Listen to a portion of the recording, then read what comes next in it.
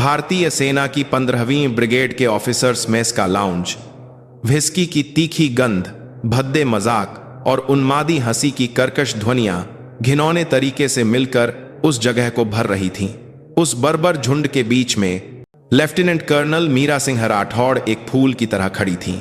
उनके सिर पर कुछ देर पहले किसी ने ओल्ड मॉन्क्रम की पूरी बोतल उंडेल दी थी, जो चिपचिपी होकर उनके बालों को भिगो रही थी और गालों से बहकर ठोड़ी पर जमा हो रही थी। ठंडा, चिपचिपा, तरल उनकी गर्व की भारतीय सेना की वर्दी के कॉलर में रिस रहा था, जिससे उनकी त्वचा पर एक सिहरण भरी घृणा पैदा हो रही थी। उन्हें घेरे हुए 5 अफसर ऐसे हंस रहे थे जैसे लकड़बग्घे अपने शिकार को देखकर हंसते हैं। उनके सरगना ब्रिगेडियर विक्रम राणा ने खाली बोतल को मेज पर रखते हुए एक नीच मुस्कान दी। उसकी आंखें सत्ता के नशे और अपने सामने के अपमानजनक दृश्य के नशे में लालच से चमक रही थीं। लेफ्टिनेंट कर्नल, उसकी आवाज में उपहास और तिरस्कार भरा था। हमारी सेना में जो लोग शराब नहीं पी सकते, उन्हें हम साथी नहीं मानते, खासकर अगर वह कोई औरत हो। उसकी बात पर आसपास के अफसरों ने जैसे किसी इशारे पर एक साथ भद्दी हंसी का ठहाका लगाया। उनकी हंसी मीरा के लिए किसी भी हिंसा से बड़ा अपमान थी।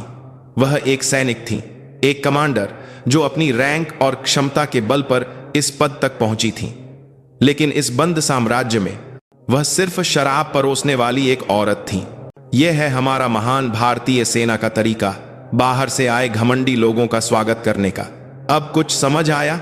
विक्रम राणा ने अपनी उंगली से उनकी ठोड़ी को छूते हुए कहा। उसे उम्मीद थी कि वह रोएगी या गुस्से में चिल्लाएगी, लेकिन उसकी प्रतिक्रिया उसकी उम्मीदों से बिल्कुल परे थी। मीरा टस से मस नहीं हुई। रम से भीगे चेहरे पर अपमान की कोई शिकन नहीं थी। वह बस चुपचाप और बहुत ठंडक से विक्रम राणा को देख रही थीं। वे आंखें किसी शिकार की नहीं थीं। उन आंखों में गुस्सा या दुख नहीं था। इसके बजाय जहां सारी भावनाएं खत्म हो गई थीं, वहां साइबेरिया के ग्लेशियर से भी ज्यादा ठंडी और कठोर कोई चीज जम रही थी। यह उस शीर्ष शिकारी की निगाह थी जो शिकार को खत्म करने से ठीक पहले हर संभावना का आकलन करता है और कमजोर नस पर निशाना साधता है। विक्रम राणा ने उस निगाह को देखते ही अनजाने में अपनी रीढ़ में एक ठंडक महसूस की, लेकिन उसने शराब और अहंकार के नशे में उस अशुभ संकेत को नजरअंदाज कर दिया। वह नहीं जानता था कि उसके सामने खड़ी औरत ऐसी कोई नहीं थी जिससे वह मुकाबला कर सके, और उसने अभी जो अपमानजनक हरकत की थी वह उसकी जिंदगी के लिए मौत की सजा के बराबर थी। मीरा के दिमाग में अभी अभी उंडेली गई। रम की हर बूंद के साथ एक क्रूर बदला लेने की योजना पूरी हो रही थी। शुरुआत, हाँ, मैं तुम्हें तुम्हारी शुरुआत में वापस भेज दूंगी। तुमने जो कुछ भी बनाया है, तुमने जिस चीज का भी आनंद लिया है, उसे धूल के एक कण के बिना तुम्हारे करियर के शुरू होने से भी पहले की स्थिति में ठीक उसी शुरुआत में वापस भेज दूंगी। उसने कसम खाई। कुछ दिनों में होने वाला विक्रम राणा का मेजर जनरल के पद पर पदोन्नति समारोह उसके सम्मान का उत्सव नहीं, बल्कि उसके सैन्य जीवन का सबसे शानदार अंतिम संस्कार होगा। हर अपमान का बदला सबसे भयानक तरीके से लिया जाएगा। रम की बोतल सिर पर उंडेलने से कुछ हफ्ते पहले नई दिल्ली में सेना मुख्यालय, chief of defence staff CDS का कार्यालय, यह राष्ट्रीय सुरक्षा के शिखर पर स्थित सबसे ऊंचा और गोपनीय स्थान था। कमरे की ध्वनिरोधी दीवारें प्रधानमंत्री की आवाज को भी बाहर जाने से रोकती थीं, और मेज पर रखा हर दस्तावेज अपने आप में एक शीर्ष सैन्य रहस्य था। उस विशाल सत्ता के केंद्र में फील्ड मार्शल मीरा सिंह राठौड़ बैठी थीं। वह भारतीय सेना के इतिहास में पहली और एकमात्र महिला फील्ड मार्शल थीं। उनके कंधे पर चमकते 5 सितारे इस बात का सबूत थे कि उनका सफर कितना कठिन और महान रहा है।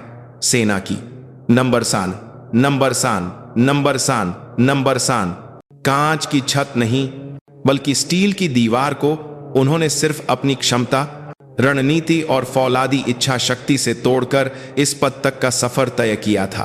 उनके नाम के आगे बड़े बड़े जनरल भी सिर उठाने की हिम्मत नहीं करते थे। उनका एक शब्द सेना का कानून था, और उनका एक फैसला देश की किस्मत तय करता था। वह अपनी मेज पर रखे एक अफसर के व्यक्तिगत रिकॉर्ड को चुपचाप देख रही थीं। 15वीं ब्रिगेड के कमांडर ब्रिगेडियर विक्रम राणा। उसका रिकॉर्ड लगभग खेदहा था। उत्कृष्ट मिशन सफलता दर अधीनस्थों का उच्च सम्मान और बेदाग सेवा रिकॉर्ड, वह इस बार मेजर जनरल पदोन्नति के लिए सबसे मजबूत उम्मीदवार था। कागजों पर वह निस्संदेह एक सच्चा सैनिक था, लेकिन फील्ड मार्शल मीरा के पास कागजों के पार की सच्चाई देखने वाली आंखें थीं। उनकी मेज पर विक्रम राणा के शानदार रिकॉर्ड के बगल में दूसरे तरह के दस्तावेज चुपचाप रखे थे। पिछले कुछ सालों में रक्षा मंत्रालय के सतर्कता विभाग में दर्जनों गुमनाम शिकायतें थीं। भेजने का पता एक ही था, अंडमान और निकोबार द्वीप समूह में स्थित 15वीं ब्रिगेड। शिकायतों का कंटेनू चौंकाने वाला था। विक्रम राणा अपनी यूनिट को एक निजी साम्राज्य की तरह चला रहा था। यूनिट के सभी नियुक्तियों और आपूर्तियों को वह मनमाने ढंग से संभालता था और अपने प्रति वफादार लोगों के एक समूह को प्रमुख पदों पर बिठाकर भ्रष्टाचार का एक कार्टेल बना रखा था। स्थानीय निर्माण कंपनियों के साथ मिलीभगत, सैन्य सामानों का गबन और अपने खिलाफ आवाज उठाने वाले अफसरों को हिंसा और धमकी से दबाना और उन्हें अपमानित करके सेवानिवृत्त करना, उसके अपराधों की सूची लंबी होती जा रही थी। लेकिन सभी शिकायतें सबूतों की कमी के कारण बार बार खारिज कर दी गईं।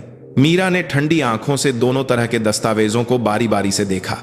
एक तरफ एक नायक का पूरी तरह से गढ़ा हुआ रिकॉर्ड, दूसरी तरफ बिना सबूत के चिल्लाते कमजोरों की चीखें। वह सहज रूप से जानती थीं कि शिकायतों का कंटेनू सच्चाई के करीब है। विक्रम राणा ने अपनी यूनिट को, जो बाहरी दुनिया से पूरी तरह से कटे हुए एक द्वीप पर स्थित थी, इस भौगोलिक विशेषता का उपयोग करके निगरानी और नियंत्रण से परे एक आदर्श साम्राज्य बना लिया था। और अब वह मेजर जनरल के ऊंचे पद को सीढ़ी बनाकर अपने सड़े हुए साम्राज्य को पूरी सेना में फैलाना चाहता था। ऐसे कचरे को जनरल बनाकर नहीं छोड़ा जा सकता। वह धीरे से बुदबुदाई। उनकी आवाज ठंडी थी, लेकिन उसमें अन्याय के प्रति एक गर्म गुस्सा था। एक आधिकारिक जांच दल भेजना व्यर्थ था। विक्रम राणा ने सांप की तरह चालाकी से सभी सबूत छिपा दिए होंगे और अपने साम्राज्य पर पूरा नियंत्रण कर लिया होगा। जैसे ही कोई बाहरी व्यक्ति अंदर जाएगा, वे सब कुछ छिपा लेंगे और एक आदर्श नाटक रचेंगे। सच्चाई को उजागर करने के लिए सीधे उस साम्राज्य के दिल में प्रवेश करना ही एकमात्र रास्ता था, ऐसे रूप में जिसे कोई शक न कर सके। सबसे निचले स्तर से उनके असली चेहरों को खुद देखना होगा। मीरा ने फैसला किया। उन्होंने अपनी मेज पर रखा हॉटलाइन फोन उठाया। दूसरी तरफ से सिर्फ एक व्यक्ति की आवाज आई, प्रधानमंत्री कार्यालय के प्रधान सचिव की। मैम, बस आदेश दीजिए। कल से मैं आधिकारिक तौर पर लंबी छुट्टी पर जा रही हूं। जब तक कि सुरक्षा को कोई गंभीर खतरा न हो, कोई मुझे नहीं ढूंढेगा।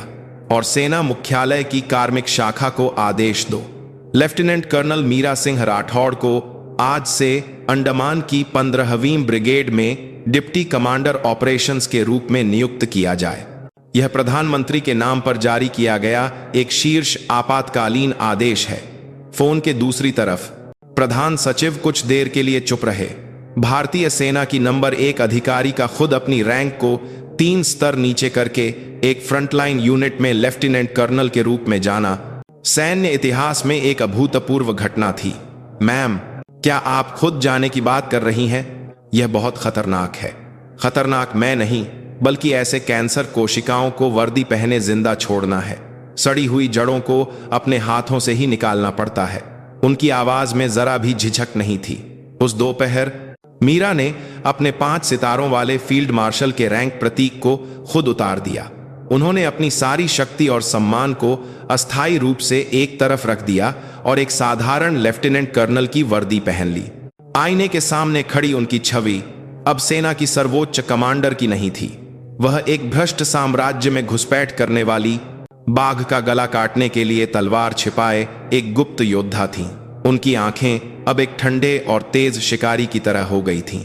वह जानती थीं कि अंडमान जाने वाला यह रास्ता उनके सैन्य जीवन की सबसे गंदी और सबसे खतरनाक लड़ाई होगी।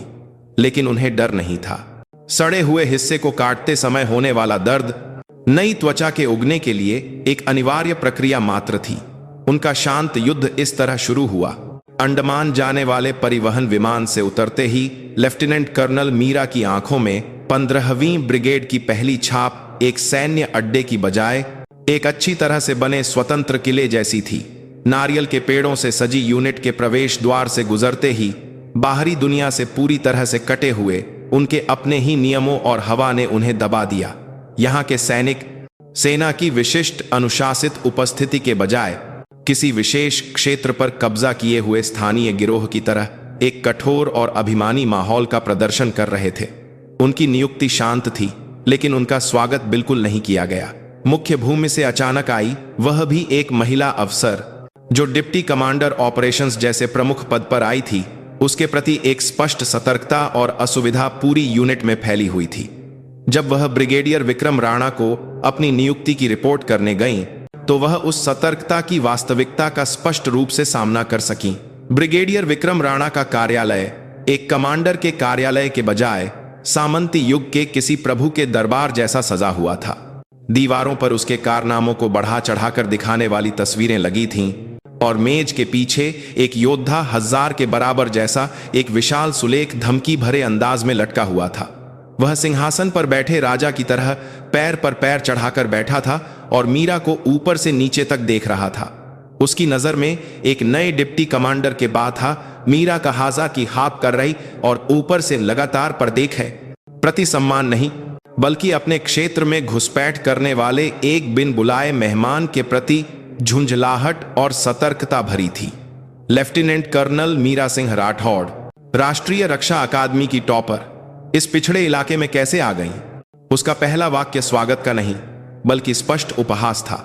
सर की सहायता करने और 15वीं ब्रिगेड के विकास में योगदान देने के लिए मैंने स्वेच्छा से यहां आने का अनुरोध किया है। मीरा ने बिना किसी हिचकिचाहट के तोते की तरह तैयार किया हुआ जवाब दिया। उसने अपनी सभी भावनाओं को एक आदर्श पोकर फेस के पीछे छिपा लिया था। विक्रम राणा के बगल में उसके वफादार गुर्गे परछाई की तरह खड़े थे कर्नल शर्मा कार्मिक, कर्नल गुप्ता रसद और मेजर चौहान सैन्य पुलिस प्रमुख। वे सभी विक्रम राणा द्वारा खुद चुने गए लोग थे, जो उसके भ्रष्ट साम्राज्य को सहारा देने वाले 4 स्तंभ थे। उन्होंने जैसे किसी इशारे पर एक ही तरह की अभिमानी और नीच आंखों से मीरा को ऊपर से नीचे तक देखा, जैसे किसी पशु बाजार में गाय की नस्ल का मूल्यांकन कर रहे हों। यह एक बेहद अपमानजनक नजर थी। विकास अच्छा है। हमारी यूनिट में बाहर से आए लोगों के लिए एक कठोर स्वागत समारोह की परंपरा है। क्या तुम इसे झेल पाओगी? विक्रम राणा के होठों पर एक चालाक मुस्कान तैर गई। मीरा पहले से ही जानती थी कि वह जिस स्वागत समारोह की बात कर रहा है वह किसी भी सामान्य सेना की रस्म नहीं है।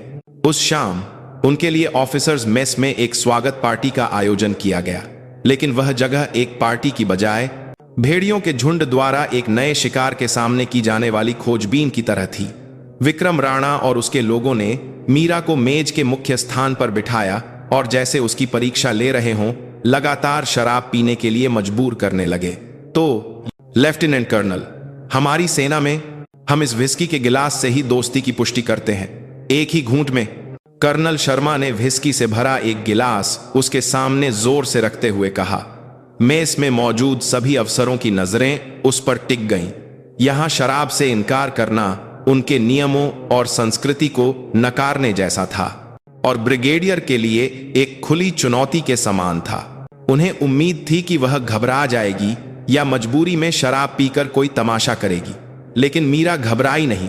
उन्होंने गिलास उठाया, उसे सूंघने का नाटक किया और फिर माथे पर हल्की शिकन डालते हुए कहा, माफ कीजिए सर, मुझे डॉक्टर ने बताया है कि मुझे अल्कोहल को पचाने वाले एंजाइम की कमी है और एक गिलास भी पीने से मुझे आपातकालीन कक्ष में भर्ती होना पड़ सकता है। मैं अपने साथियों के साथ इस कीमती पहली मुलाकात को एम्बुलेंस में खत्म नहीं करना चाहती। उनकी आवाज बहुत शांत और तर्कसंगत थी, यहां तक कि उन्होंने अपने बैग से एक मेडिकल एम्बुलेंस सर्टिफिकेट निकालकर दिखाया जिस पर अल्कोहल एलर्जी लिखा था। यह उनकी सावधानी को दर्शाता था। बेशक वह सर्टिफिकेट नकली था, जिसे उन्होंने अंडमान आने से पहले दिल्ली के आर्मी अस्पताल से तैयार करवाया था। एक पल के लिए मेज की हवा ठंडी हो गई। विक्रम राणा के चेहरे से मुस्कान गायब हो गई। उसे लगा कि सबके सामने उसकी सत्ता को सीधे तौर पर नकार दिया गया है, वह भी एक महिला अफसर द्वारा। बहुत ही कानूनी और शालीन तरीके से वह अपमान से लाल पीला हो गया, लेकिन एक स्पष्ट मेडिकल सर्टिफिकेट के सामने उसके पास अब शराब पीने के लिए मजबूर करने का कोई कारण नहीं था। हाँ, यह तो बहुत बुरा हुआ। उसने दांतों के बीच से मुश्किल से शब्द निकाले। पार्टी का माहौल तुरंत ठंडा हो गया। उन्होंने अब मीरा से बात नहीं की। इसके बजाय वे आपस में और जोर जोर से शराब पीने लगे और महिला अफसरों का अपमान करने वाले भद्दे मजाक करने लगे। यह उसके प्रति एक बचकाना लेकिन स्पष्ट अलगाव की शुरुआत थी। मीरा ने ऐसे अभिनय किया जैसे कुछ हुआ ही ना हो और चुपचाप अपना खाना खाती रही, लेकिन उसका दिमाग तेजी से चल रहा था। आज रात की इस खोजबीन में वह शराब के गिलास से बचने में तो सफल हो गई, लेकिन साथ ही उसने विक्रम राणा के अहंकार पर एक गहरा घाव भी कर दिया था और उसके गुस्से और सतर्कता की आग को भड़का दिया था। वह अब उसे पूरी तरह से तोड़ने के लिए हरकत में आएगा। उसने सिर उठाकर शराब के नशे में उन्मादी हंसी हंस रहे विक्रम राणा और उसके लोगों को ठंडी आंखों से देखा। वे भेड़ियों का झुंड थे, जंगली शिकारी, जहां केवल छल और शक्ति का कानून चलता था। उनके बीच जीवित रहने और अंत में उनकी गर्दन काटने के लिए उसे उनसे भी ज्यादा चालाक और क्रूर बाघीन बनना होगा। उसके खाने का तरीका जरा भी नहीं बदला। जैसे तूफान के केंद्र में आने वाली लड़ाई की तैयारी कर रहे एक अनुभवी सेनापति की तरह उसका असली काम अब शुरू हो रहा था। स्वागत पार्टी की उस रात के बाद ब्रिगेडियर राणा का बदला उम्मीद के मुताबिक, लेकिन उम्मीद से कहीं ज्यादा बचकाना और लगातार शुरू हुआ। लेफ्टिनेंट कर्नल मीरा को डिप्टी कमांडर ऑपरेशंस के पद के बावजूद सभी कामों से पूरी तरह से बाहर कर दिया गया। उसे कोई आधिकारिक रिपोर्ट नहीं दी जाती थी और महत्वपूर्ण ऑपरेशनल बैठकों में उसे आमंत्रित नहीं किया जाता था। उसका कार्यालय यूनिट के भीतर एक निर्जन द्वीप बन गया था और उसके अस्तित्व को एक भूत की तरह माना जाता था। विक्रम राणा ने उसे सार्वजनिक रूप से अपमानित करने के बजाय उसे एक अदृश्य व्यक्ति बनाकर धीरे धीरे खत्म करने की रणनीति अपनाई थी। अधीनस्थ अधिकारी ब्रिगेडियर की नजर से बचने के लिए खुलेआम उससे बचते थे। गलियारे से गुजरते समय उससे सामना होने पर वे सिर झुका लेते या दूसरा रास्ता अपना लेते। कोई भी उससे काम से संबंधित सवाल पूछने नहीं आता था और मेस में भी उसके आसपास की जगह हमेशा खाली रहती थी। विक्रम राणा के साम्राज्य में उसकी नजर से उतरने का मतलब मौत थी, लेकिन यह सब अलगाव और उपेक्षा मीरा के लिए एक आदर्श छद्मवेश बन गया। आधिकारिक काम से बाहर होने के कारण उसे अपनी गुप्त जांच करने के लिए पर्याप्त समय मिल गया। वह एक अक्षम महिला अधिकारी की भूमिका निभा रही थी, जिसे एक महत्वहीन पद पर धकेल दिया गया था, जिससे उनकी सतर्कता कम हो गई, जबकि पर्दे के पीछे वह भ्रष्टाचार के विशाल ताने बाने की तह तक पहुंचने के लिए लगातार काम कर रही थी। उसका पहला लक्ष्य यूनिट के सभी निर्माण और आपूर्ति अनुबंधों के दस्तावेज थे। उसने आधी रात में, जब सब चले जाते थे, कर्नल गुप्ता रसद के कार्यालय में घुसपैठ की। फील्ड मार्शल के रूप में उसने रक्षा मंत्रालय के सभी सुरक्षा प्रणालियों को खुद संभाला था। उसके लिए एक ब्रिगेड कार्यालय का ताला बच्चे का खिलौना था। अंधेरे में उसने दस्तावेजों के ढेरों को ध्यान से खंगाला और अंत में उसने एक अजीब बात देखी। पिछले कुछ सालों में यूनिट के सभी छोटे बड़े निर्माण और सामानों की आपूर्ति के ठेके केवल 2-3 विशेष स्थानीय कंपनियों को ही मिले थे। यहां तक कि प्रतिस्पर्धी बोली का केवल दिखावा किया गया था और वास्तव में हर बार वही कंपनियां बारी बारी से काम हासिल कर रही थीं। निर्माण लागत और आपूर्ति की कीमतें भी अन्य यूनिटों की तुलना में बहुत ज्यादा थीं। यह स्पष्ट रूप से मिलीभगत का सबूत था। उसने उन कंपनियों की ओर गहराई से जांच की। कंपनियों के निदेशक सभी वे लोग थे जिन्होंने विक्रम राणा के अंडमान में आने के बाद अचानक अपना कारोबार बढ़ाया था। यहां तक कि उसने यह भी पता लगा लिया कि उनमें से एक विक्रम राणा का दूर का रिश्तेदार था। पहेली के टुकड़े जुड़ रहे थे। विक्रम राणा अपने संपर्कों और रिश्तेदारों का उपयोग करके फर्जी कंपनियां बना रहा था और यूनिट के सभी लाभों पर एकाधिकार करके भारी मात्रा में काला धन जमा कर रहा था। अब उसे ठोस सबूत की जरूरत थी। उसने यूनिट के भीतर किसी ऐसे व्यक्ति की तलाश शुरू की जो विक्रम राणा के तानाशाही से असंतुष्ट तो था, लेकिन आवाज उठाने की हिम्मत नहीं कर रहा था। उसकी नजर में आपूर्ति गोदाम का प्रबंधन करने वाला एक युवा हवलदार अर्जुन पाटिल आया। उसे शक था कि हर बार जरूरत से ज्यादा कीमत पर आपूर्ति का सामान गोदाम में आता है और फिर केवल कागजों पर मौजूद रहकर कहीं गायब हो जाता है।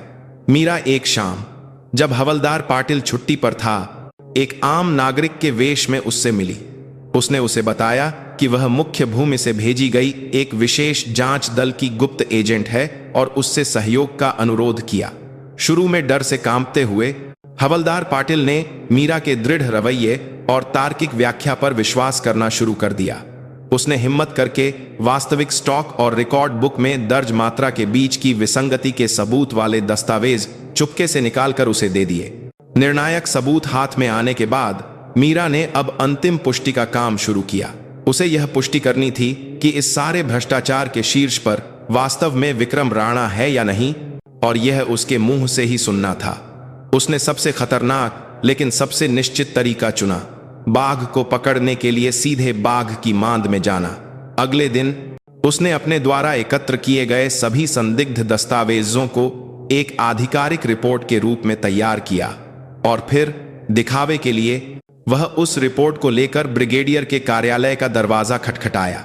सर, डिप्टी कमांडर ऑपरेशंस के रूप में मुझे यूनिट के भीतर कुछ समस्याओं पर रिपोर्ट करनी है। विक्रम राणा सोफे पर बैठकर अखबार पढ़ रहा था और उसके अप्रत्याशित आगमन पर उसने चिढ़कर सिर उठाया। क्या है लेफ्टिनेंट कर्नल, तुम्हें दिखता नहीं कि मैं व्यस्त हूं? माफ कीजिए सर, लेकिन यह मामला बहुत जरूरी और महत्वपूर्ण है, इसलिए मैं खुद आई हूं। मीरा ने उसकी मेज पर रिपोर्ट रख दी। रिपोर्ट का शीर्षक था यूनिट आपूर्ति और अनुबंध प्रणाली की अक्षमताओं में सुधार के उपाय। वह जानती थी कि विक्रम राणा इस रिपोर्ट का असली मतलब तुरंत समझ जाएगा। विक्रम राणा ने संदिग्ध नजरों से रिपोर्ट उठाई। जैसे ही उसकी नजर पहले पन्ने पर पड़ी, उसके चेहरे से आराम का भाव गायब हो गया। रिपोर्ट में विशेष कंपनियों द्वारा ठेकों पर एकाधिकार की समस्या, अत्यधिक निर्माण लागत का विवरण और रिकॉर्ड बुक और वास्तविक स्टॉक के बीच की विसंगति जैसी समस्याओं को बहुत विस्तार से और तार्किक रूप से लिखा गया था। बेशक इसमें सीधे तौर पर यह नहीं बताया गया था कि इसके पीछे कौन है, लेकिन यह एक स्पष्ट चेतावनी थी। मैं सब कुछ जानती हूं। विक्रम राणा के हाथ हल्के से कांपने लगे। उसने रिपोर्ट पढ़ते समय कुछ नहीं कहा। उसका चेहरा गुस्से और घबराहट से पल पल कठोर होता जा रहा था। जब उसने आखिरकार आखिरी पन्ना बंद किया तो उसने रिपोर्ट को मेज पर फेंक दिया। यह सब क्या बकवास है? आखिरकार उसके मुंह से चीख निकली। उसकी आंखें अब मीरा को नजरअंदाजा करने या तिरस्कार करने वाली नहीं थीं। यह एक डरे हुए जानवर की आंखें थीं जिसने अपने दिल पर निशाना साधे हुए चाकू को देख लिया हो। लेफ्टिनेंट कर्नल, क्या तुम मेरी परीक्षा ले रही हो? सिर्फ इस तरह की बकवास लेकर आकर इस यूनिट की प्रणाली को हिलाने का तुम्हारा क्या इरादा है? आप गलत समझ रहे हैं। सर, मैं सिर्फ एक डिप्टी कमांडर के रूप में यूनिट की समस्याओं की पहचान कर रही हूं और सुधार के उपाय सुझा रही हूं। अगर इस रिपोर्ट की सामग्री में कोई समस्या है, समस्या बहुत है।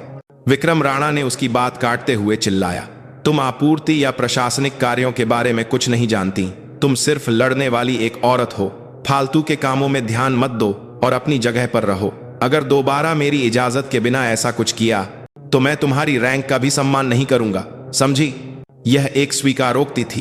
तार्किक खंडन के बजाय गुस्से और धमकी से जवाब देना यह साबित कर रहा था कि इस रिपोर्ट की सभी बातें सच थीं और वह खुद इसके केंद्र में था। मीरा ने सब कुछ पुष्टि कर ली थी। अब और सबूतों की जरूरत नहीं थी। उसने सिर झुकाते हुए कहा, मैं ध्यान रखूंगी सर। उसने जानबूझकर डरा हुआ चेहरा बनाया और तेजी से ब्रिगेडियर के कार्यालय से बाहर निकल गई। उसके पीछे विक्रम राणा की भारी सांसों और कुछ फेंकने की आवाज सुनाई दी। अपने कार्यालय में लौटकर मीरा ने खिड़की से बाहर देखा। अब सांप पूरी तरह से जाग गया था। यह जानकर कि उसकी गर्दन पर तलवार आ गई है, सांप अब जल्द ही अपने जहरीले दांत दिखाएगा और उसे काटने के लिए दौड़ेगा। विनाश का समय आ रहा था। यह उसका विनाश होगा या उसका, यह अब जल्द ही तय होने वाला था। कुछ दिनों बाद ब्रिगेडियर विक्रम राणा के मेजर जनरल के पद पर पदोन्नति की अंतिम पुष्टि की खबर पूरी यूनिट में फैल गई। रक्षा मंत्रालय में उसके द्वारा दी गई रिश्वत की ताकत फील्ड मार्शल मीरा द्वारा बनाए गए सुरक्षा उपायों से ज्यादा मजबूत साबित हुई। बेशक यह सब मीरा की विशाल योजना का अंतिम हिस्सा था, लेकिन विक्रम राणा और उसके लोगों को अपनी जीत पर कोई संदेह नहीं था। उनके लिए विक्रम राणा की पदोन्नति सिर्फ एक व्यक्ति का सम्मान नहीं था, यह इस बात का सबूत था कि उनका तरीका अंडमान जैसे द्वीप में खुद को निर्वासित करके अपना सड़ा हुआ साम्राज्य बनाने का गलत नहीं था। अब वह पूरी सेना में एक शक्तिशाली व्यक्ति बन जाएगा। उनका भ्रष्ट साम्राज्य अब और मजबूत हो जाएगा और एक ऐसा फौलादी किला बन जाएगा जिसे कोई छू नहीं सकता। पदोन्नति की घोषणा वाली रात विक्रम राणा ने अपने सभी वफादार गुर्गों को ऑफिसर्स लाउंज में बुलाया। उसकी मेजर जनरल पद पर पदोन्नति का अग्रिम जश्न मनाने के बहाने उनका अपना घिनौना उत्सव शुरू हुआ। महंगी विदेशी शराब और चिकनाई युक्त स्नैक्स मेज पर बेतरतीब ढंग से फैले हुए थे।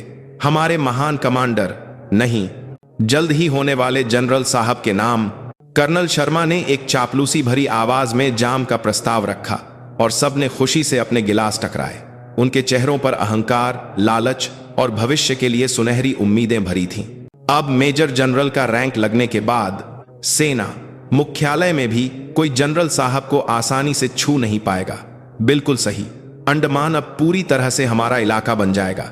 जब वे कुछ देर तक एक दूसरे की उपलब्धियों की प्रशंसा करते हुए शराब पी रहे थे, तब मेजर चौहान ने धीरे से अपनी बात रखी। लेकिन उस लेफ्टिनेंट कर्नल मीरा का क्या करना है? उसकी रिपोर्ट ने कुछ दिनों से सिरदर्द कर रखा है। वह कोई साधारण औरत नहीं लगती। उसकी बात पर उत्सव का माहौल अचानक ठंडा हो गया। मीरा, यह नाम उनकी शानदार जीत पर लगा एकमात्र धब्बा था। उसके आने के बाद से उनके साम्राज्य में एक हल्की दरार पड़ने लगी थी। वह उनकी बात नहीं सुनती थी और न ही उनके नियमों का पालन करती थी। यहां तक कि उसने उनके दिल पर छुरा घोंपने वाली एक रिपोर्ट पेश करके उन्हें धमकी दी थी। विक्रम राणा ने व्हिस्की का गिलास धीरे धीरे घुमाते हुए सोचना शुरू किया।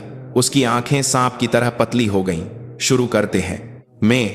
उसने उसे सिर्फ मुख्य भूमि से आया एक बदकिस्मत पत्थर समझा था, जिसे कुचल दिया जा सकता है या फुसलाकर अपनी तरफ किया जा सकता है। लेकिन वह अलग थी। वह पत्थर नहीं, बल्कि उनकी गर्दन में चुभा एक तेज कांटा थी।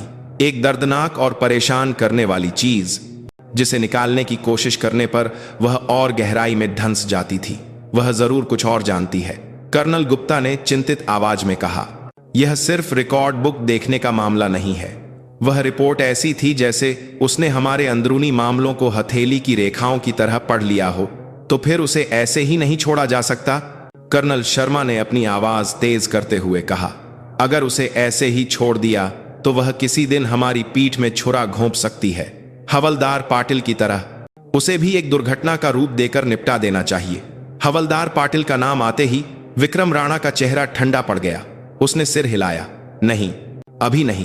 पाटिल के समय की स्थिति अलग थी। पदोन्नति की प्रक्रिया पूरी होने वाले इस महत्वपूर्ण समय में अगर यूनिट में फिर से कोई अप्रिय घटना होती है तो मुश्किल हो जाएगी।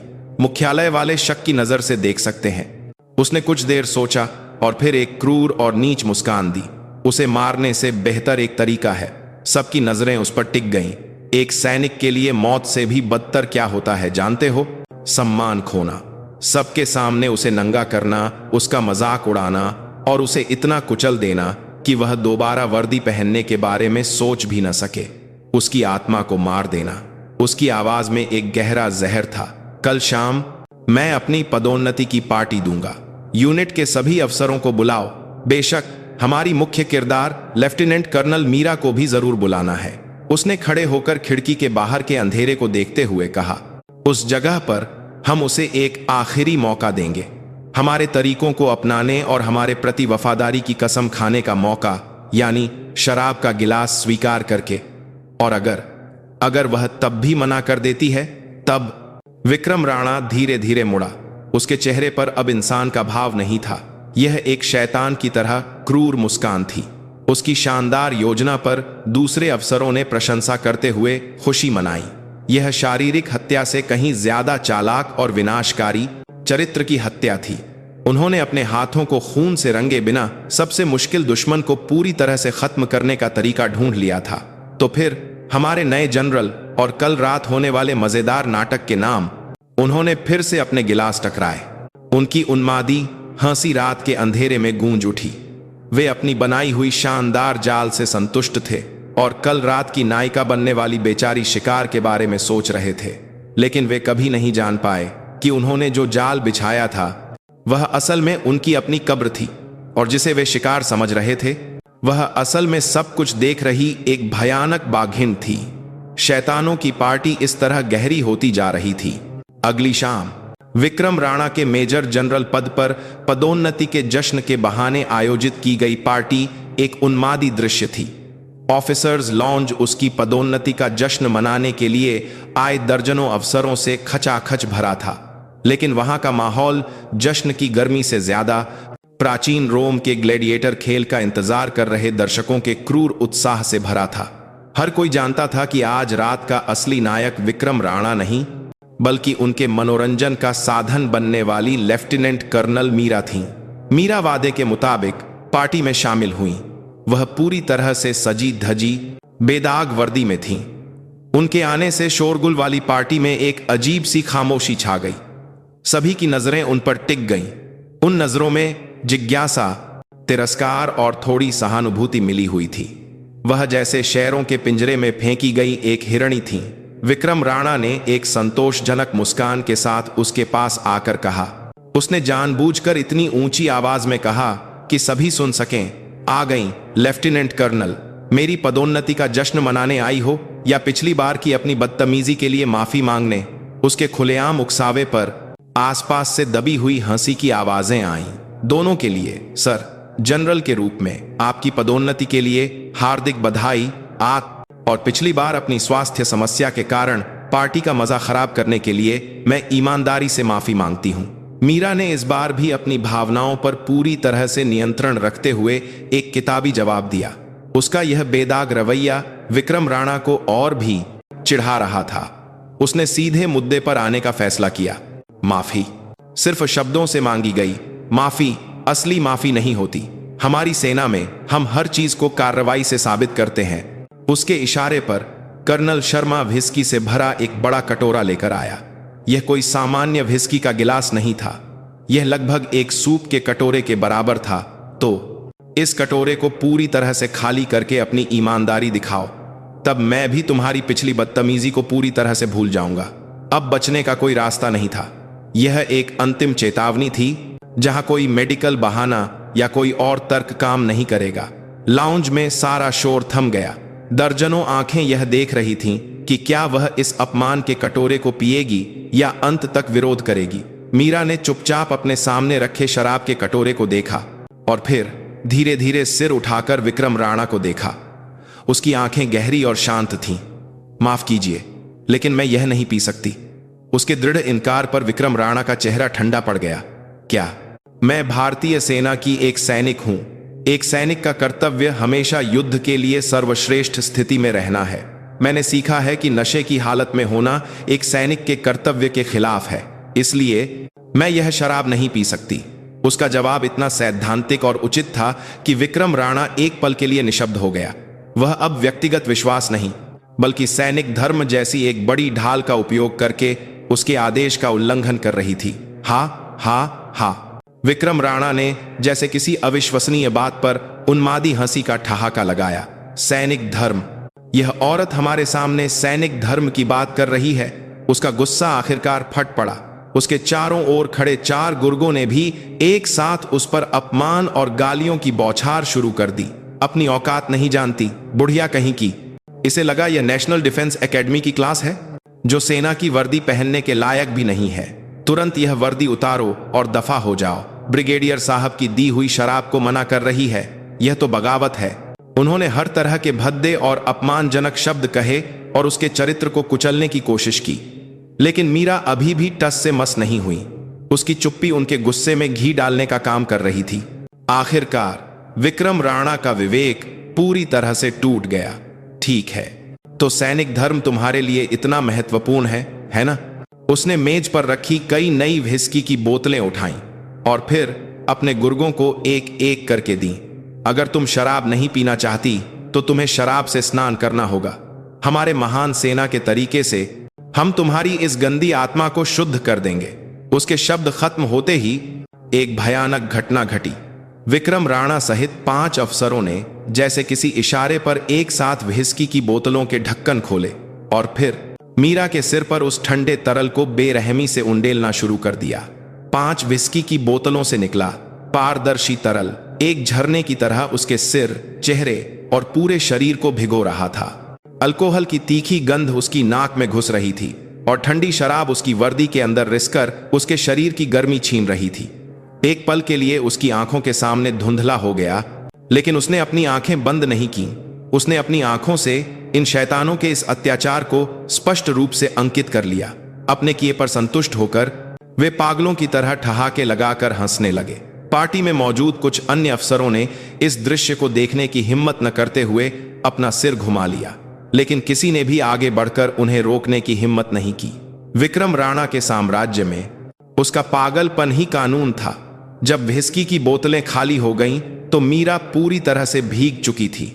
उसके बालों के सिरों से व्हिस्की की बूंदें टपक रही थीं। उसकी हालत बेहद दयनीय और अपमानजनक थी। तो अब कुछ होश आया?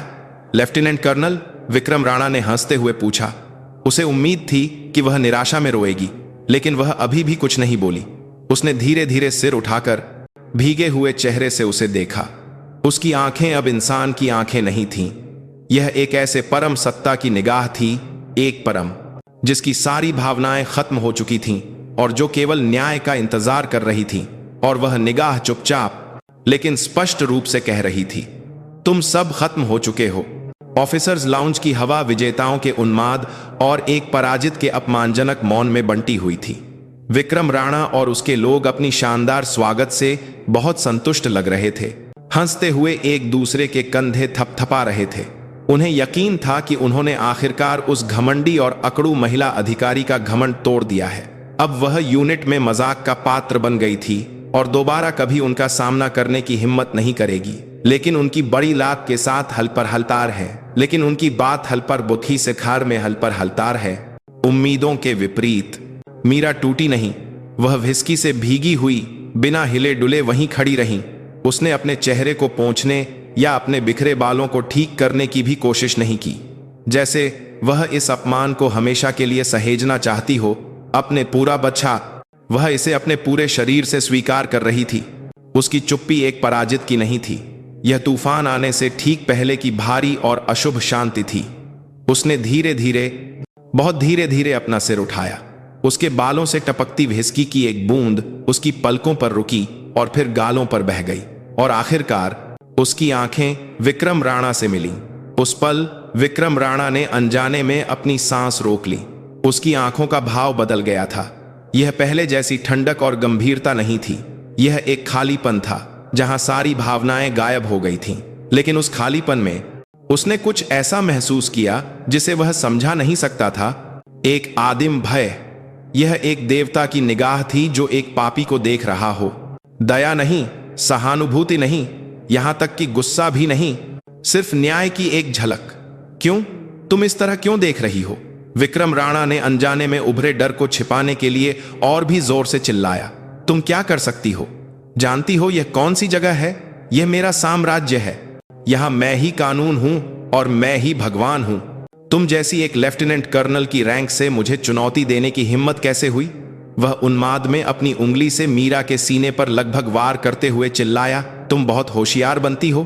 तुम्हें बहुत अन्याय महसूस हो रहा है। ठीक है, तो अपने बॉस को बुलाओ। अभी अपने सीधे बॉस को फोन करो और शिकायत करो। बताओ उसे कि मैंने, ब्रिगेडियर विक्रम राणा ने तुम्हारे साथ क्या किया। उसकी आवाज पूरे लाउंज में गूंज गई।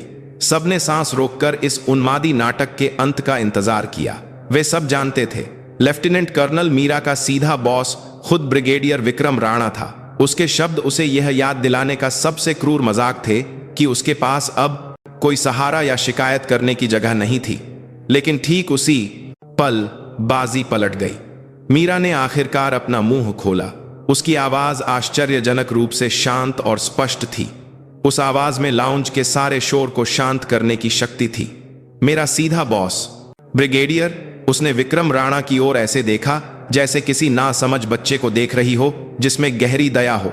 विक्रम राणा उसकी नजर का मतलब नहीं समझ सका। जब तक मैं यह सेना की वर्दी पहनती हूं, उसने अपने भीगे वर्दी के कॉलर की ओर इशारा करते हुए एक एक शब्द को जैसे सबके दिमाग में अंकित करते हुए कहा, मुझे केवल एक ही बॉस को रिपोर्ट करना है और वह है भारत के प्रधानमंत्री।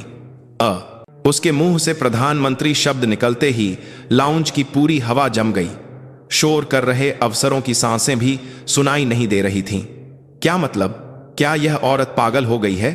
एक लेफ्टिनेंट कर्नल का सीधा बॉस प्रधानमंत्री कैसे हो सकता है? विक्रम राणा कुछ देर के लिए उसकी बात का मतलब नहीं समझ सका और भौंचक्का खड़ा रहा। उसने सोचा कि वह सदमे से पागल हो गई है और बकवास कर रही है। क्या क्या कहा?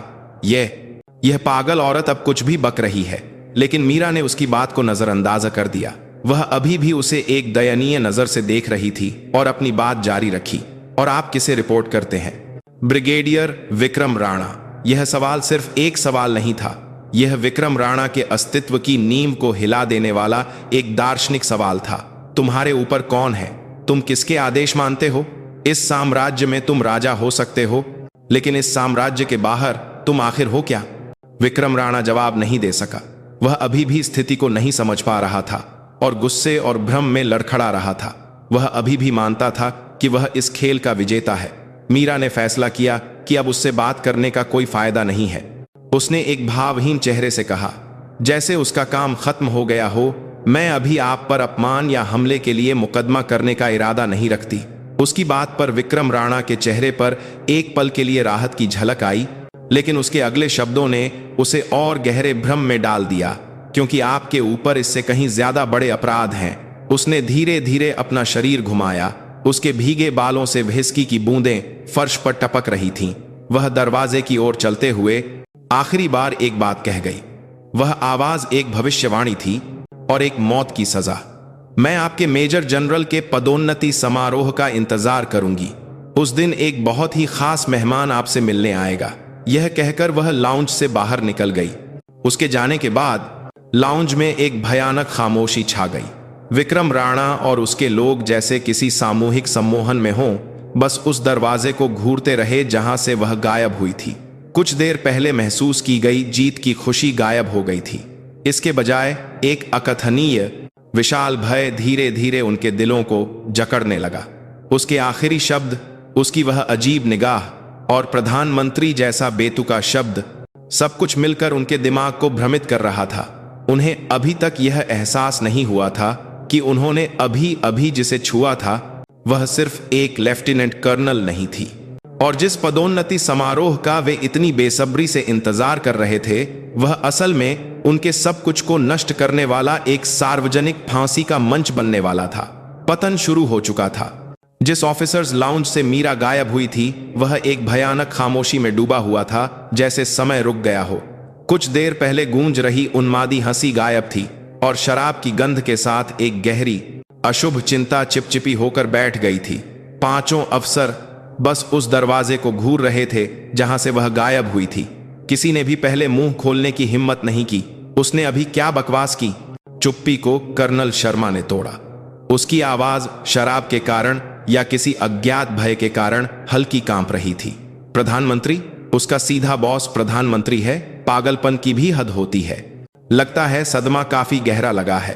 कर्नल गुप्ता ने जानबूझकर सहज दिखने की कोशिश करते हुए एक खोखली हंसी हंसी, लेकिन उसकी हंसी अजीब तरह से बिखर गई। वे सभी सहज रूप से महसूस कर रहे थे कि कुछ देर पहले मीरा की आंखें और आवाज सिर्फ एक पागल व्यक्ति की नहीं थी। उसकी बातों में दिमाग को सुन्न कर देने वाला एक अजीब और जबरदस्त आत्मविश्वास था। सबसे ज्यादा साथ ही बल के अजीब तरह से बात कर रहे थे। टीम सरकार की पूरा महस्की सजाता है। भ्रम में ब्रिगेडियर विक्रम राणा था। उसने इस पूरी स्थिति को रचा था, लेकिन अब वह खुद अपने बनाए नाटक के मंच पर एक भटके हुए अभिनेता की तरह दिख रहा था। मेरा सीधा बॉस केवल प्रधानमंत्री है।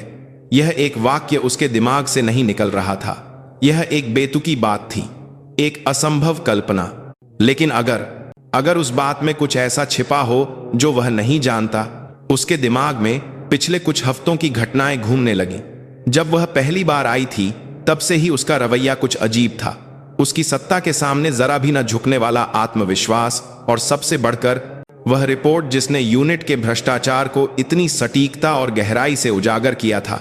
एक साधारण लेफ्टिनेंट कर्नल जो अभी अभी बाहर से आई हो, इतने कम समय में यूनिट के दिल को भेदना लगभग असंभव था। कहीं विक्रम राणा की पीठ पर ठंडे पसीने की एक बूंद बह गई। कहीं यह मुख्यालय से भेजा गया कोई गुप्त एजेंट तो नहीं? यह सोचते हुए कि ऐसा नहीं हो सकता, एक बार पनपा शक का बीज बेकाबू होकर बढ़ने लगा और उसके दिल को जकड़ने लगा।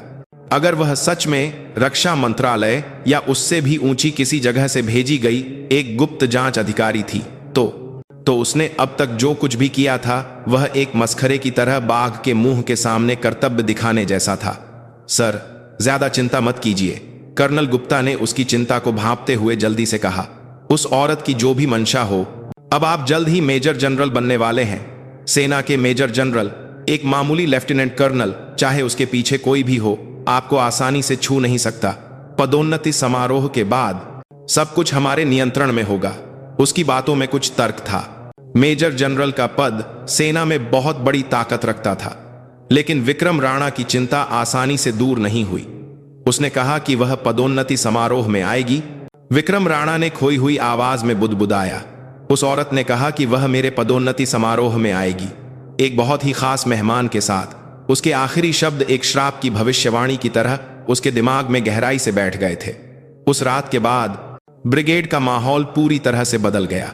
विक्रम राणा और उसके लोग बाहर से तो ऐसे दिखा रहे थे जैसे कुछ हुआ ही ना हो, लेकिन उनके बीच एक अदृश्य दरार और चिंता फैलने लगी थी।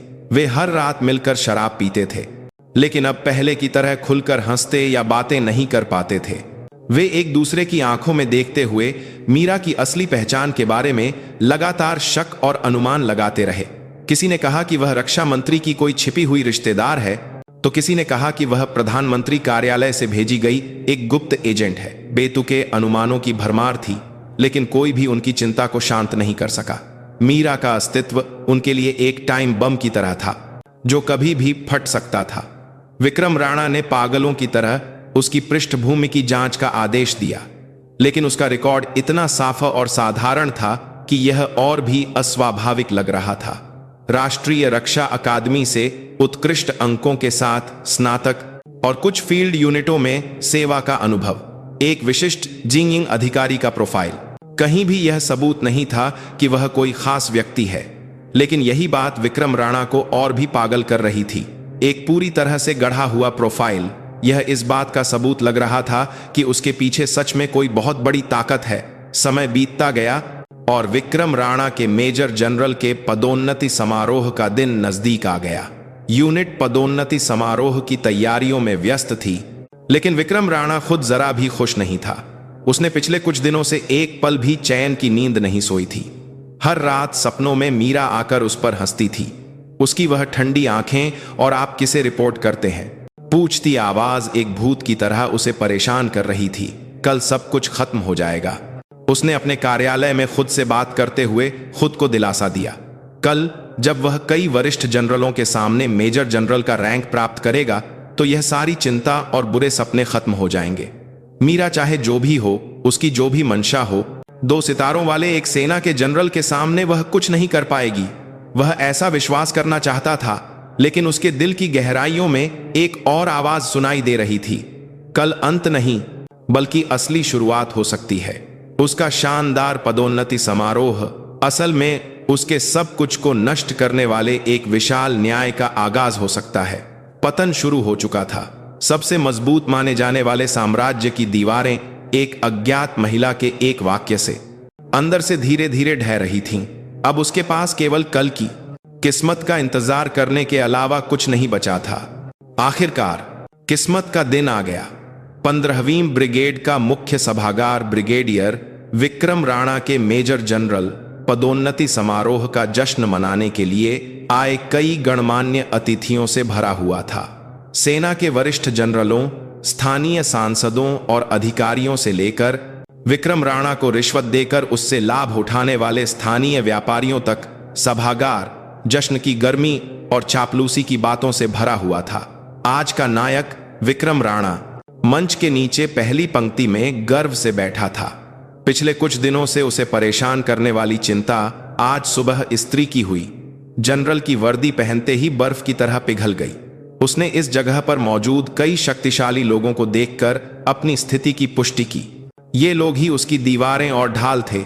एक मामूली औरत की हिम्मत नहीं थी कि वह इस फौलादी किले में एक खरोंच भी लगा सके। उसने निष्कर्ष निकाला कि मीरा की सभी बातें सिर्फ एक अपमानित महिला की खोखली धमकी थीं। वह आज इस जगह पर नहीं आ पाएगी, आने की हिम्मत भी नहीं करेगी। समारोह शुरू हुआ और राष्ट्रगान गूंज उठा।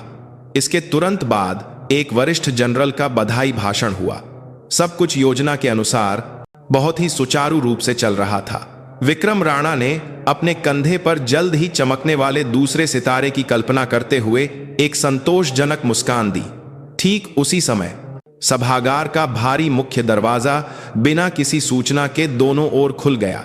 प्रवेश द्वार पर खड़े सैन्य पुलिसकर्मी घबराकर कुछ रोकने की कोशिश कर रहे थे, लेकिन उन्हें एक अदृश्य शक्ति द्वारा किनारे धकेल दिया गया।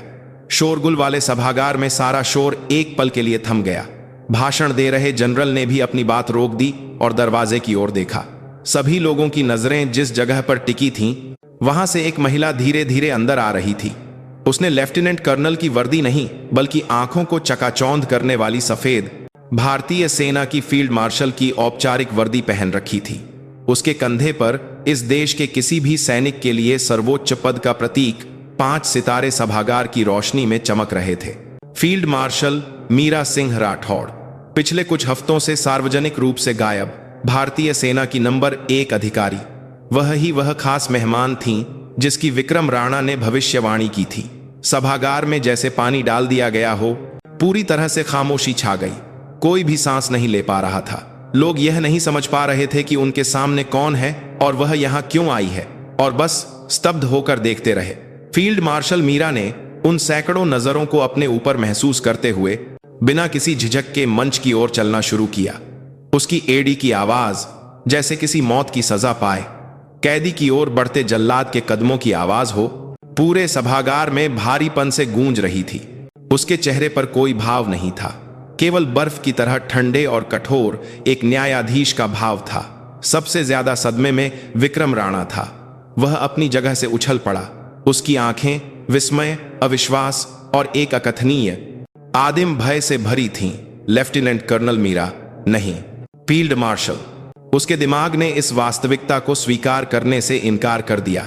जिस तुच्छ महिला अधिकारी का उसने इतना तिरस्कार किया, अपमानित किया और जिस पर शराब उंडेली थी, वह असल में एक ऐसी हस्ती थी जिसके सामने वह अपनी पूरी जिंदगी लगाकर भी सिर उठाने की हिम्मत नहीं कर सकता था।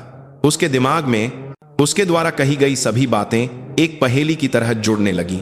मेरा सीधा बॉस केवल प्रधानमंत्री है। आप किसे रिपोर्ट करते हैं? पदोन्नति समारोह का इंतजार करूंगी। सब कुछ सच था। वह शुरू से ही सब कुछ जानती थी। वह उसे न्याय के कटघरे में खड़ा करने के लिए खुद अपनी रैंक कम करके इस नरक के साम्राज्य में घुसपैठ करने आई थी। विक्रम राणा के मुंह से एक अर्थहीन आवाज निकली। उसके पैर कांपने लगे और शरीर की सारी ताकत चली गई। वह लगभग फर्श पर गिर जाता, लेकिन बगल में खड़े कर्नल शर्मा ने उसे मुश्किल से सहारा दिया। उसके भ्रष्ट साम्राज्य को सहारा देने वाले अन्य 4 अफसर भी पीले पड़ गए थे और अपनी जगह पर पत्थर की तरह जम गए थे। मीरा आखिरकार मंच के सामने रुक गईं। उन्होंने मंच पर मौजूद वरिष्ठ जनरल की ओर हल्का सिर झुकाया। सेना की फील्ड मार्शल के रूप में वह उनसे वरिष्ठ थीं। वरिष्ठ जनरल ने घबराए हुए चेहरे के साथ सम्मान व्यक्त किया। फील्ड मार्शल, आप यहां कैसे? मीरा ने उसकी बात का जवाब नहीं दिया। इसके बजाय उन्होंने माइक पकड़ा और सभागार में मौजूद सभी लोगों से कहा।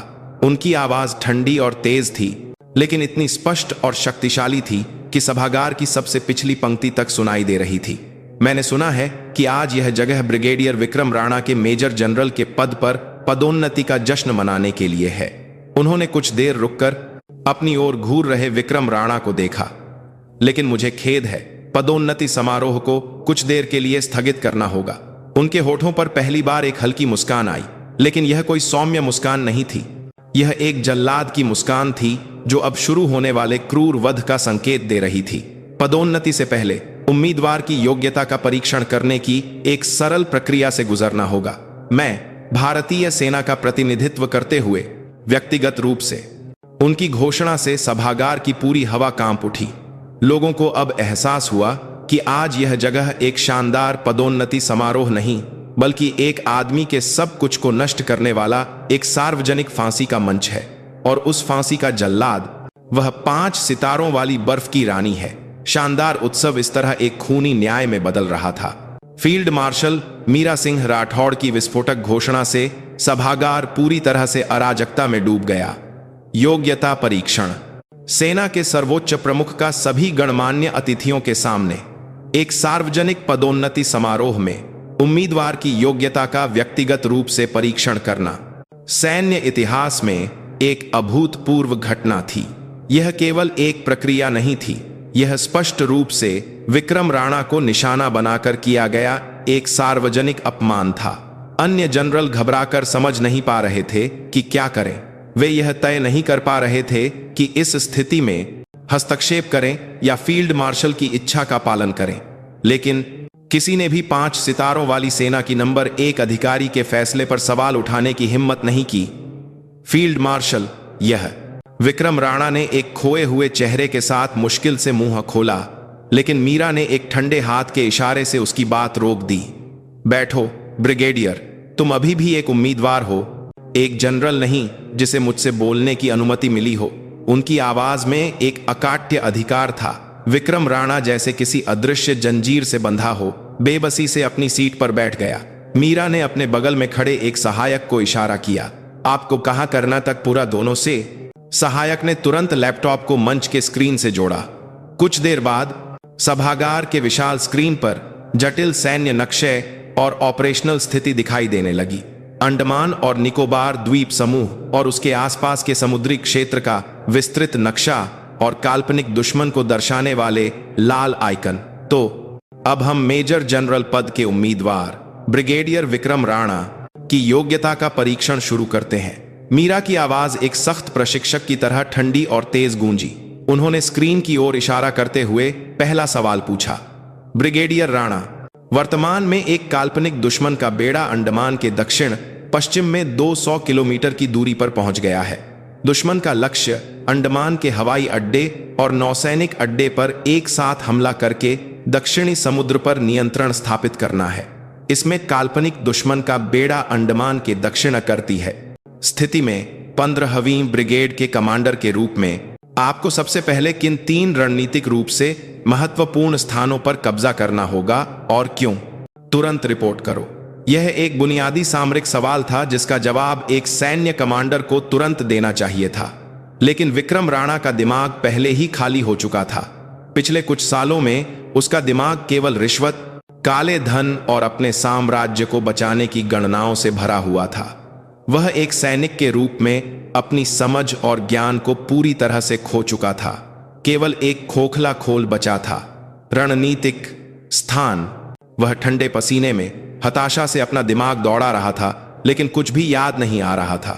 किताबों में लिखे साधारण जवाब भी उसके मुंह से नहीं निकल रहे थे। उसकी चुप्पी जितनी लंबी होती गई, सभागार का माहौल उतना ही ठंडा होता गया। उसे सम्मान की दृष्टि से देखने वाले उसके अधीनस्थ अफसरों के चेहरों पर धीरे धीरे निराशा और संदेह की झलक आने लगी। जवाब नहीं दे सकते? मीरा ने ठंडक से कहा। ठीक है, तो अगला सवाल।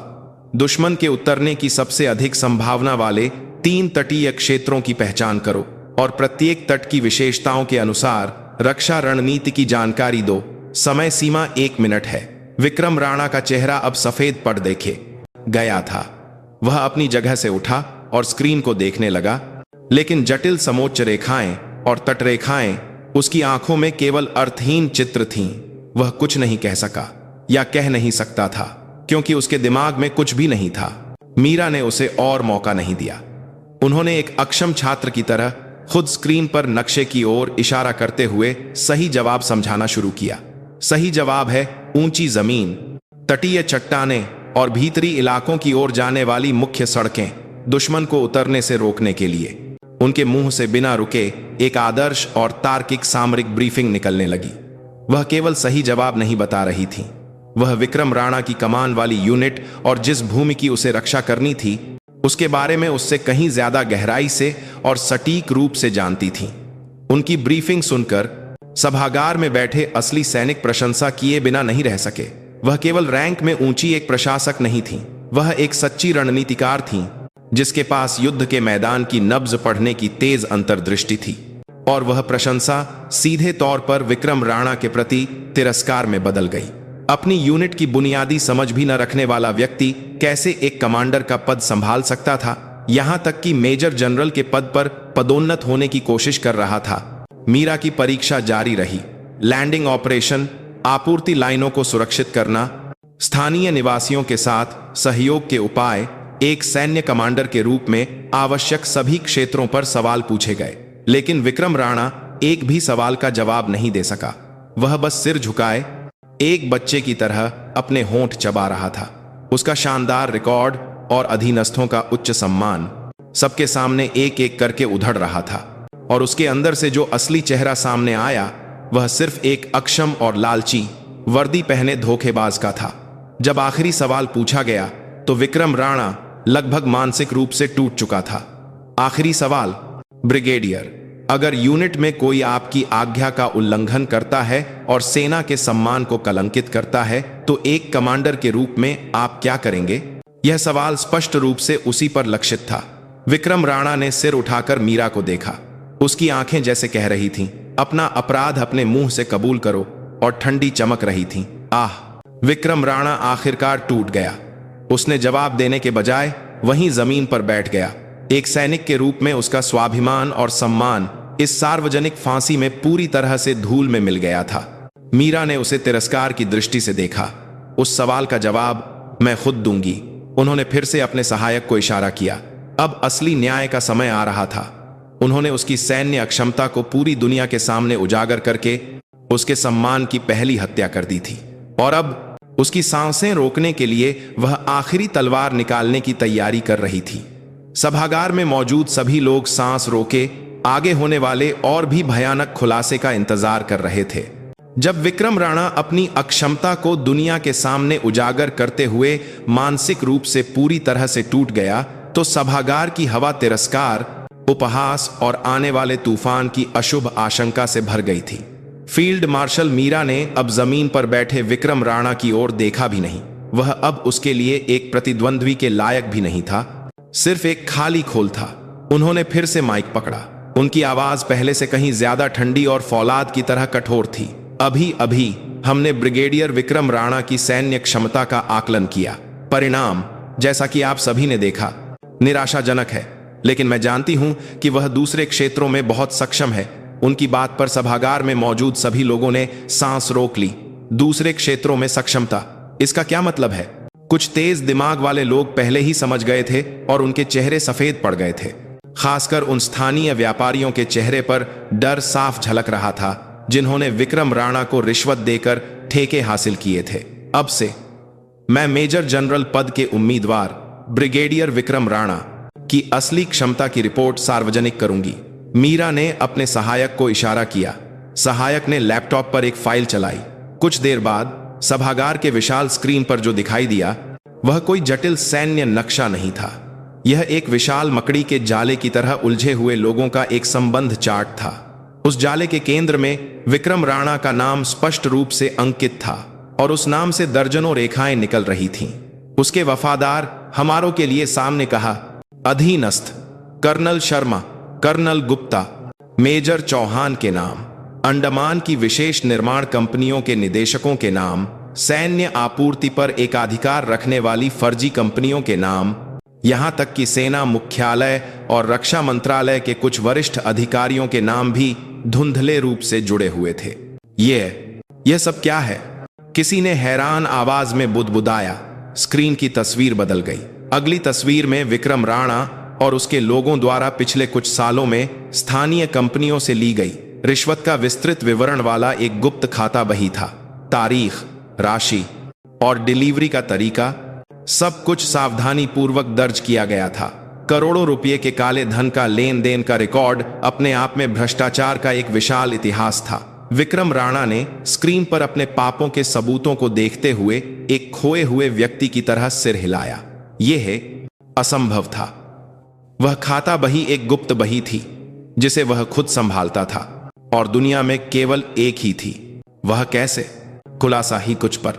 उसके दिमाग में कुछ समय पहले अपने कार्यालय में रिपोर्ट लेकर आई लेफ्टिनेंट कर्नल मीरा की छवि कौन गई। वह उस समय ही सब कुछ अपने हाथ में ले चुकी थी। खुलासा यहीं खत्म नहीं हुआ।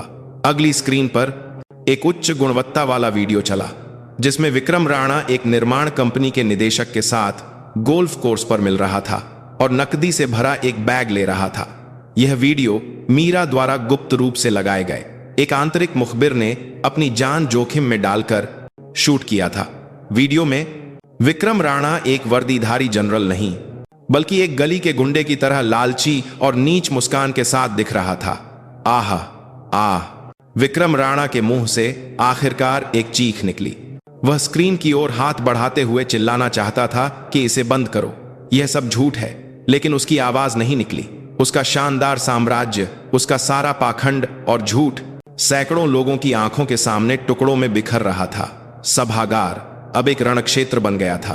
पत्रकार पागलों की तरह कैमरे के फ्लैश चमका रहे थे और जनरल विस्मय और गुस्से से स्तब्ध थे। विक्रम राणा से जुड़े व्यापारी चुपके से बाहर निकलने की कोशिश कर रहे थे, लेकिन प्रवेश द्वार पर खड़े सैन्य पुलिसकर्मियों ने उन्हें रोक दिया। मीरा ने इस सारी अराजकता को एक तूफान के केंद्र की तरह शांति से देखा और आखिरकार उसने आखिरी और निर्णायक वार किया। स्क्रीन पर एक पुरानी तस्वीर दिखाई दी।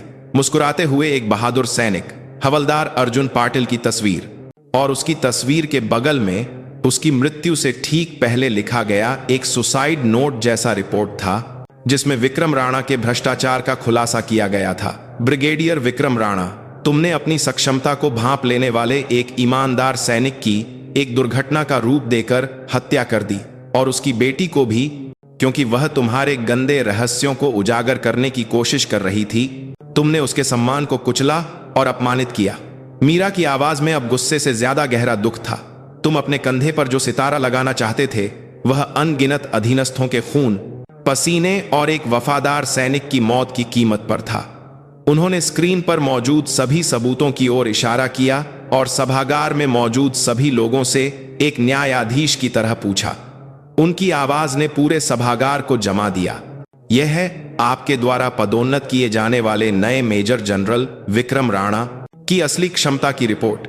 मैं यहां मौजूद लोगों से पूछती हूं, क्या कोई एक भी व्यक्ति है जो ऐसे व्यक्ति को सितारा देना चाहता है? उनके सवाल का किसी ने जवाब नहीं दिया। सभागार में केवल एक भारी और ठंडी खामोशी छाई रही। वह खामोशी विक्रम राणा नामक व्यक्ति के लिए सबसे पूर्ण और सबसे भारी मौत की सजा थी। एक सैनिक के रूप में उसका जीवन और एक इंसान के रूप में उसका जीवन ठीक उसी पल, उसी जगह पर पूरी तरह से समाप्त हो गया था। शानदार पदोन्नति समारोह इतिहास के सबसे दयनीय और अपमानजनक सार्वजनिक फांसी के रूप में समाप्त हो रहा था। जब फील्ड मार्शल मीरा का अंतिम प्रश्न सभागार की खामोशी में गूंजा, तो वह जान चुकी थीं कि इस क्रूर नाटक का पर्दा गिराने का समय आ गया है। उन्होंने मंच से धीरे धीरे अपना हाथ उठाया। यह एक पूर्व निर्धारित संकेत था। ठीक उसी पल सभागार के सभी दरवाजे एक साथ खुल गए। सफेद हेलमेट पहने रक्षा मंत्रालय की सीधी जांच शाखा के सैन्य पुलिसकर्मी तूफानी गति से अंदर आ गए। उनके हाथों में हथकड़ियां और तलाशी वारंट थे और उनकी आंखें केवल एक लक्ष्य पर थीं, आज यहां दंडित किए जाने वाले अपराधी। यहीं रुको, जांच शाखा के प्रमुख एक कर्नल ने पूरे सभागार में गूंजती हुई आवाज में चिल्लाया। इस समय यहां मौजूद ब्रिगेडियर विक्रम राणा और 4 अन्य अधिकारियों को गबन, वरिष्ठ अधिकारी की हत्या और सैन्य सामानों की हेराफेरी के आरोप में तत्काल गिरफ्तार किया जाता है। साथ ही इनसे जुड़े सभी नागरिकों के देश छोड़ने पर प्रतिबंध लगाया जाता है और उन्हें तुरंत जांच के लिए हिरासत में लिया जाएगा। उनकी घोषणा इस नारकीय पार्टी के अंत की घंटी थी। सैन्य पुलिसकर्मी तेजी से हरकत में आए। वे जमीन पर बैठे विक्रम राणा के पास पहुंचे, उसके दोनों हाथों को पीछे की ओर मोड़ा और ठंडी हथकड़ियां पहना दी। हथकड़ी की खटाक की आवाज उसके शानदार सैन्य जीवन पर पूर्ण विराम लगाने वाली ध्वनि थी। यह क्या है? मैं अभी भी एक जनरल हूं। तुम्हारी हिम्मत कैसे हुई? विक्रम राणा ने अपने बचे हुए स्वाभिमान के साथ संघर्ष किया, लेकिन उसका प्रतिरोध व्यर्थ था। सैन्य पुलिसकर्मियों ने उसे एक बोरे की तरह घसीटते हुए मंच से नीचे उतारा। उसके साथ उसी तरह हथकड़ी पहने, पीले चेहरों वाले उसके वफादार गुर्गे कर्नल शर्मा, कर्नल गुप्ता और मेजर चौहान भी घसीटे जा रहे थे। जो कभी अंडमान पर राज करते थे, वे अब सिर्फ अपराधी थे और सबके सामने अपमानजनक तरीके से ले जाए जा रहे थे। उनकी गिरफ्तारी के साथ ही अन्य सैन्य पुलिसकर्मियों ने दर्शक दीर्घा में बैठे भ्रष्ट व्यापारियों को दबोच लिया। आपको रिश्वत देने के आरोप में गिरफ्तार किया जाता है। आप एक वकील रख सकते हैं। तुम जानते हो मैं कौन हूं? सभागार तुरंत एक अराजकता के दृश्य में बदल गया। अपराधियों की चीखें, पत्रकारों के कैमरा फ्लैश और यह सब देख रहे लोगों की हैरान आहें एक अराजक सिम्फनी बना रही थीं। मीरा ने यह सब अराजकता मंच से चुपचाप देखी। उनका मिशन यहीं तक था। उन्होंने सबसे बड़े कैंसर की गांठ का सटीक पता लगा लिया था और अब बाकी काम कुशल सर्जनों का था जो उसके आसपास की सभी फैली हुई कैंसर कोशिकाओं को साफ कर दें। उनकी उम्मीद के मुताबिक राणा गेट नामक यह मामला पूरी सेना को हिला देने वाले एक विशाल शुद्धिकरण अभियान में बदल गया। विक्रम राणा और उसके लोगों ने अपनी सजा कम करने के लिए, जैसे किसी प्रतियोगिता में हो, अपने सभी आंतरिक सहयोगियों के नाम उगलने शुरू कर दिए। उनके कबूलनामों के आधार पर जांच शाखा ने सेना मुख्यालय और रक्षा मंत्रालय तक जांच का दायरा बढ़ाया। विक्रम राणा के भ्रष्टाचार पर आंखें मूंदने के बदले में नियमित रूप से रिश्वत लेने वाले वरिष्ठ अधिकारी, उसकी पदोन्नति के लिए पैरवी करने वाले राजनीतिक गुर्गे, भ्रष्टाचार की इस श्रृंखला में फंसे दर्जनों लोगों को अपनी नौकरी से हाथ धोना पड़ा और जेल की सलाखों के पीछे जाना पड़ा। शुद्धिकरण की तलवार 15वीं ब्रिगेड के अंदर भी चली। विक्रम राणा की छत्रछाया में हर तरह के अन्याय करने वाले मध्य स्तर के अधिकारियों से लेकर उसके अवैध आदेशों का निष्क्रिय रूप से भी समर्थन करने वाले सभी लोगों को पकड़कर अनुशासनात्मक समिति के सामने पेश किया गया। यूनिट को जड़ से उखाड़कर पूरी तरह से पुनर्गठित किया गया। फील्ड मार्शल मीरा द्वारा शुरू किया गया शांत युद्ध भारतीय सेना के इतिहास में सबसे बड़ा और सबसे गहन आंतरिक शुद्धिकरण अभियान के रूप में दर्ज हुआ। उन्होंने सिर्फ एक भ्रष्ट जनरल को दंडित नहीं किया था, उन्होंने परंपरा के नाम पर सेना जैसे विशाल संगठन की सबसे गहरी परतों में दशकों से जमे हुए कैंसर को जड़ से उखाड़ फेंका था। जब सारी जांच पूरी हो गई तो मीरा 5 सितारों वाले फील्ड मार्शल के रैंक के साथ अपने मूल पद पर लौट आईं। उन्होंने रक्षा मंत्रालय की सुधार समिति का नेतृत्व किया और एक पारदर्शी और निष्पक्ष प्रणाली बनाने में अपनी पूरी ताकत लगा दी ताकि विक्रम राणा जैसा कोई और राक्षस फिर कभी पैदा न हो सके। वह अब एक बदला लेने वाली नहीं थीं, वह एक सुधारक थीं जो सड़े हुए को हटाकर एक नई व्यवस्था स्थापित कर रही थीं। उनके हाथों में भारतीय सेना एक दर्दनाक घाव से उबरकर एक मजबूत और न्यायपूर्ण संगठन के रूप में पुनर्जन्म ले रही थी। लंबे और कठिन शुद्धिकरण के तूफान के बाद आखिरकार आशा के अंकुर फूट रहे थे। कुछ महीने बाद सुप्रीम मिलिट्री कोर्ट में राणा गेट के मुख्य अपराधियों पर अंतिम फैसला सुनाया गया। मामले की गंभीरता को देखते हुए अदालत को असाधारण रूप से सभी मीडिया के लिए खोल दिया गया। कटघरे में कैदियों की वर्दी पहने विक्रम राणा और उसके 4 मुख्य सहयोगी सिर झुकाए बैठे थे, जो कभी एक पूरी यूनिट पर राज करते थे। उनका अभिमानी रूप अब गायब था। अब वे इतिहास के अपराधी थे जो कानून के न्याय का इंतजार कर रहे थे। दर्शक दीर्घा में कई सैन्य अधिकारी और नागरिक भरे हुए थे। वे अपनी आंखों से यह देखने आए थे कि सेना के सम्मान को कलंकित करने वाले देशद्रोहियों का क्या हश्र होता है। आखिरकार न्यायाधीश एक गंभीर चेहरे के साथ अदालत में दाखिल हुए। तनावपूर्ण माहौल में उन्होंने एक भारी और दृढ़ आवाज में फैसला पढ़ना शुरू किया। अभियुक्त विक्रम राणा, पूर्व ब्रिगेडियर। अभियुक्त ने देश की रक्षा के अपने पवित्र कर्तव्य को भुलाकर सेना को एक निजी संगठन की तरह चलाया और हर तरह के भ्रष्टाचार में लिप्त रहा। इसके अलावा अपने अपराधों को छिपाने के लिए उसने सेना के एक वफादार सैनिक स्वर्गीय हवलदार अर्जुन पाटिल की योजनाबद्ध तरीके से हत्या की और सच्चाई को उजागर करने की कोशिश कर रही उसकी बेटी लेफ्टिनेंट कर्नल मीरा सिंह राठौड़, वर्तमान चीफ ऑफ डिफेंस स्टाफ, की हत्या का प्रयास किया। उसके अपराध इतने गंभीर और अमानवीय हैं कि उन्हें शब्दों में बयां नहीं किया जा सकता। न्यायाधीश ने विक्रम राणा के अपराधों को एक एक करके गिनाया। उनकी आवाज ठंडी थी, लेकिन उसमें कलंकित हुए सेना के सम्मान के प्रति गहरा गुस्सा था। अभियुक्त के लालच और विश्वासघात ने न केवल व्यक्तिगत पतन को दर्शाया, बल्कि राष्ट्रीय सुरक्षा के लिए एक गंभीर खतरा पैदा किया और जनता का सेना पर से विश्वास हिला दिया। अभियुक्त अब एक सैनिक के रूप में, एक पश्चात सैनिक अभियुक्त को अभियुक्त के पाक करने की कुछा या इस देश के नागरिक के रूप में किसी भी तरह की दया का पात्र नहीं है। न्यायाधीश ने कुछ देर के लिए कागजों से नजरें हटाईं और सिर झुकाए बिना हिले डुले बैठे विक्रम राणा को ठंडक से देखा। इसलिए अदालत अभियुक्त को कानून द्वारा अनुमत सबसे कठोर सजा सुनाती है, ताकि इस देश में फिर कभी अभियुक्त जैसा कोई देशद्रोही पैदा न हो। अदालत में मौजूद सभी ने सांस रोक ली। आखिरकार इतिहास का न्याय सुनाया जा रहा था। आदेश: अभियुक्त विक्रम राणा को देशद्रोह और हत्या के अपराध में फांसी की सजा सुनाई जाती है। फांसी, यह शब्द अदालत में गूंजते ही विक्रम राणा का शरीर ढीला पड़ गया। वह कोई आवाज नहीं निकाल सका, बस खाली आंखों से हवा में एक बिंदु को घूरता रहा। उसके दिमाग में क्या विचार चल रहे होंगे? जिन लोगों को उसने कुचला था, उनके चेहरे, या उसके द्वारा बनाए गए भ्रष्टाचार के साम्राज्य के ढहने का दृश्य? उसकी आत्मा तो फैसला सुनाए जाने से पहले ही मर चुकी थी। न्याय जारी रहा। अभियुक्त शर्मा, गुप्ता और चौहान विक्रम राणा के मुख्य सहयोगी होने के नाते उसकी देशद्रोही गतिविधियों में सक्रिय रूप से शामिल रहे और हत्या में सहायता की। उनका अपराध बहुत गंभीर है, इसलिए प्रत्येक को आजीवन कारावास की सजा सुनाई जाती है। उनके सहयोगियों को भी कोई दया नहीं मिली। वे अपनी बाकी जिंदगी या जीवन का अधिकांश हिस्सा ठंडी जेल की सलाखों के पीछे बिताएंगे।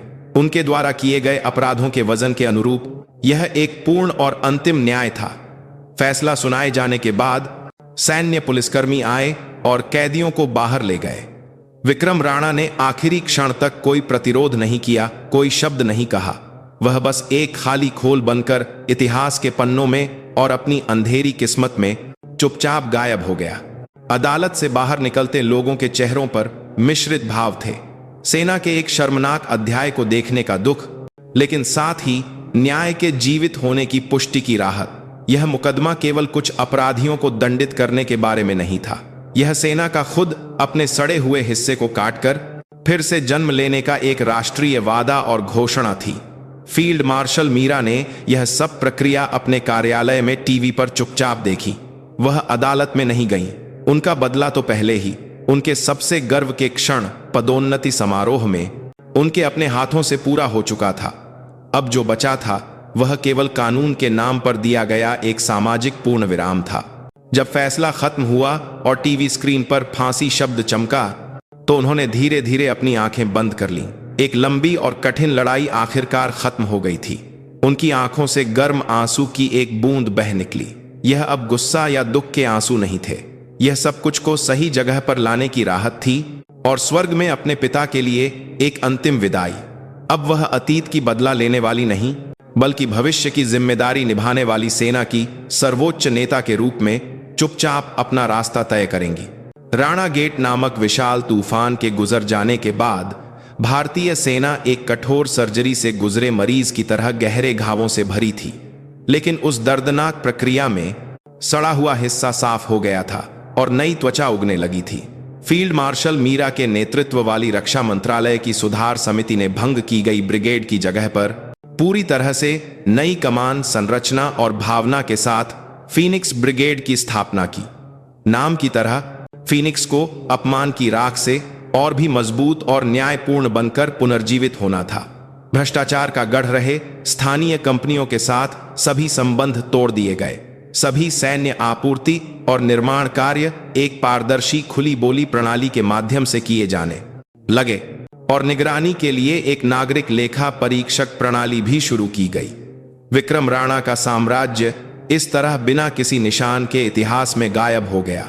नई ब्रिगेड के कमांडरों के रूप में सेना में सबसे ईमानदार और सक्षम माने जाने वाले अधिकारियों को नियुक्त किया गया।